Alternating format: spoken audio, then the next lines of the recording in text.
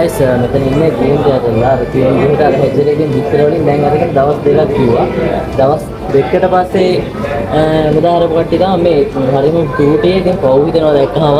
ඉතින් මේ බලන්න guys. චූටි ආන්ගේ ඇත්තට මේ එකක් කරලා ගියා. මැරලා නෙමෙයි මේ නිකන්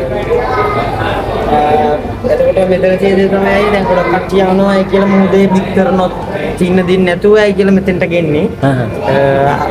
හේතු දෙකක් තියෙනවා. ඊයේ මුහුදේ දැන් අපි සාමාන්‍යයෙන් ගත්තොත් බිත්තර 10කට එකක් හෝ දෙකක් තමයි සවයි වෙන්නේ. බිත්තර 10කට දෙකක් වගේ. දෙකක් වගේ තමයි සවයි. ඔව්. නමුත් මෙතන නැචරල් එන්වයරන්මන්ට් එකට වඩා ගොඩක් සේෆ් නේ. අපිට 80% ප්‍රතිඵලයක් මෙතනින් ගන්න පුළුවන්. අංක තමයි මෙතන. ඔව් නැත්නම් ඉතින් මෙච්චර මෙහෙම පැටව බිහි වෙන්නේ නැහැ නේ. නෑ අනිවාර්යයෙන්.